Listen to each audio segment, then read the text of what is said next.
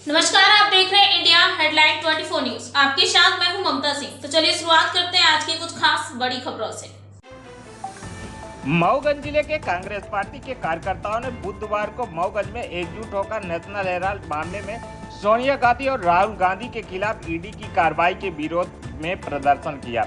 कार्यक्रम की अगुवाई जिला कांग्रेस अध्यक्ष पद्मेश गौतम ने की, जबकि इसमें पूर्व विधायक सुखिंदर सिंह बन्ना का विशेष रूप में उपस्थित रहे। यह विरोध कार्यक्रम दोपहर 2 बजे से लेकर शाम 5 बजे तक चला, जिसमें कांग्रेस कार्यकर्ताओं ने मऊगंज तहसील कार्यालय पहुंचकर कलेक्टर संजय कुमार जैन को राष्ट्रपति के नाम एक ज्ञापन सौंपा।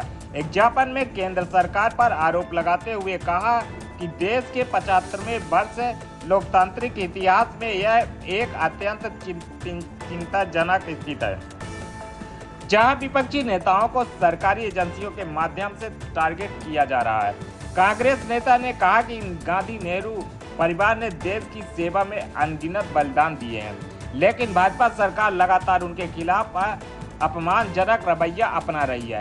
कार्यकर्ताओं ने यह भी कहा कि 2014 से अब तक ईडी, सीबीआई और आयकर विभाग जैसे संस्थानों का दुरुपयोग करके विपक्ष को दबाने का कार्य किया जा रहा है। एक ज्ञापन में राष्ट्रपति से यह मांग की गई है कि वे इस विषय में स्वतः संज्ञान ले और केंद्र सरकार से यह पूछे कि आखिर बिना किसी नई शिकायत के वर्षों पुराने मामले को क्यों खोला जा रहा है।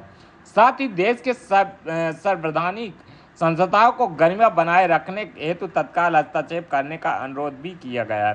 कार्यक्रम में क्षेत्रीय कार्यकर्ताओं ने बड़ी संख्या में उपस्थित रहे, जिनमें युवाओं से लेकर वरिष्ठ नेताओं तक सभी ने एकजुट होकर अपनी आवाज बुलंद की। हमारे देश के नेता और हमारी संसद के नेता प्रतिपक्ष श्री राहुल गांधी जी और पूर्व कांग्रेस के अध्यक्ष श्रीमती सोनिया गांधी जी के ऊपर ईडी के माध्यम से चार्जशीट पेश की गई है और जो पूरी तरह से खड़ेपूर्वक है। अब भारतीय जनता पार्टी की नरेंद्र मोदी की सरकार, चाहे मुख्यमंत्री हो, चाहे विभाग के बड़े वरिष्ठ कोई और नेता हो, चाहे कर्मचारी, जो भी उनके खिलाफ बोलते हैं और सच बोलते हैं, उनको जिस तरीके से आवाज़ दबाने का काम अपना हथियार बना बैठे हैं, उसी तरीके से राहुल जी के ऊपर और सोनिया जी के ऊपर ईडी का चार्जशीट पेश कराया है। इन सब बातों को लेकर के आज पूरे देश में राष्ट्रव्यापी आंदोलन था और हम लोग भी उसी बात को लेकर के आज जिला कांग्रेस कमेटी के आयोजक में सभी कांग्रेस के कार्यकर्ता एकत्रित होकर के इस बात का सांकेतिक आंदोलन किए हैं, चेतावनी दिए हैं। राष्ट्रपति के नाम ज्ञापन देने आए थे कि इस बात में नरेंद्र मोदी सरकार होश में आए कि उनको हल्के में न ले। जो पार्टी देश की आज़ादी की लड़ाई लड़ी है, जिनके बाप दादा देश की आज़ादी की लड़ाई लड़े, पता नहीं कितने दिन जेल में रहे, डरे नहीं, तो उनको डराने का काम न करें। और कांग्रेस पार्टी का एक एक कार्यकर्ता आज जेल जाने के तैयार है, लड़ाई लड़ने के लिए तैयार है, लाठी खाने के लिए तैयार है, हर परिस्थिति में तैयार है। आज उसी बात का आंदोलन था, सांकेतिक आंदोलन था। अब देश में कांग्रेस पार्टी आज सड़क पर है। अब मैं समझता हूँ कि आने वाले समय में अगर किसी भी तरीके से नरेंद्र मोदी की सरकार जो इस तरीके से आतंक और जनता को डराने का धमकाने का काम कर रही है, अगर वो केस वापस नहीं लेती है तो हम समझते हैं कि देश में जेल भरो आंदोलन किए जाएंगे और जो जनता के नेता राहुल गांधी जी हैं, उनकी लड़ाई लड़ने के लिए जनता भी रोड पर आएगी। इस बात को लेकर के आज लगातार विपक्ष के ऊपर सीबीआई और ईडी के ऊपर दबाव बनाया जा रहा है और ऐसा लगता है कि अब सरकार इन मुद्दों को लेके आगे आ रही है।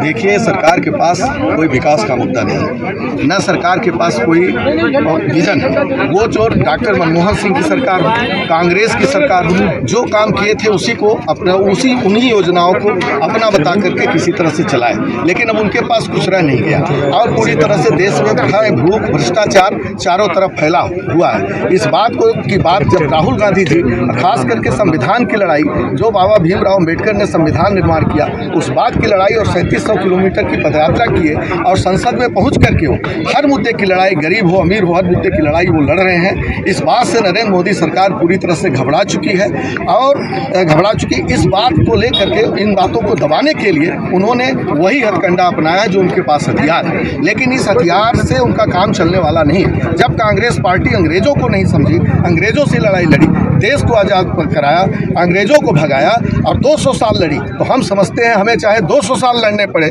निश्चित रूप से हम जैसे कार्यकर्ता कांग्रेस के और राहुल गांधी जैसे देश के नेता मिल करके हम लोग लड़ाई लड़ेंगे और जो भी आने वाले समय में स्थितियां हैं उससे हम लोग निजात पाएंगे और देश की जनता को अमन चैन देंगे, ऐसा विश्वास है हम लोगों को। और भी बड़े नेता हैं जिनके ऊपर बड़े बड़े आरोप लगे हैं भ्रष्टाचार के, लेकिन भाजपा में शामिल हो गए तो उनका सब बंद हो गया है। देखिए, अभी भाजपा जो ज्वाइन कर लेता है वो गंगा जल से नहा लेता है। भाजपा एकदम वॉशिंग मशीन पार्टी हो चुकी है। वो भारतीय जनता पार्टी नहीं है, वो वॉशिंग मशीन पार्टी है। आप भी जानते हैं, आप उसी तरह से प्रश्न भी कर रहे हैं। जब आप जानते हैं, ये जन जानता है, पूरी जनता जान चुकी है।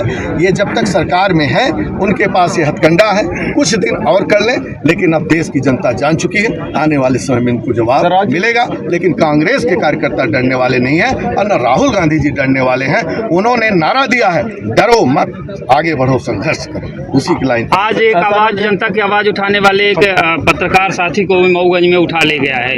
अब आप देखिए कि एक तरफ कांग्रेस पार्टी का आंदोलन चल रहा है और दूसरी तरफ पत्रकार को घसीट करके ले जाया जा रहा है। इससे बड़ी शर्मनाक बात क्या हो सकती है, ये आप भी समझिए।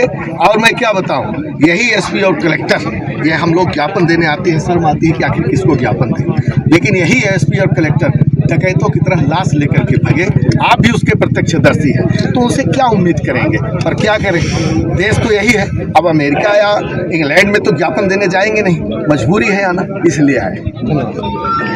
वक्त हो गया एक छोटे से ब्रेक का। ब्रेक के बाद फिर से हाजिर होंगे ऐसी कुछ खास बड़ी खबरों के साथ। तब तक के लिए नमस्कार। हर खबर की अपडेट पाने के लिए आप हमारे चैनल को सबसे पहले सब्सक्राइब करें।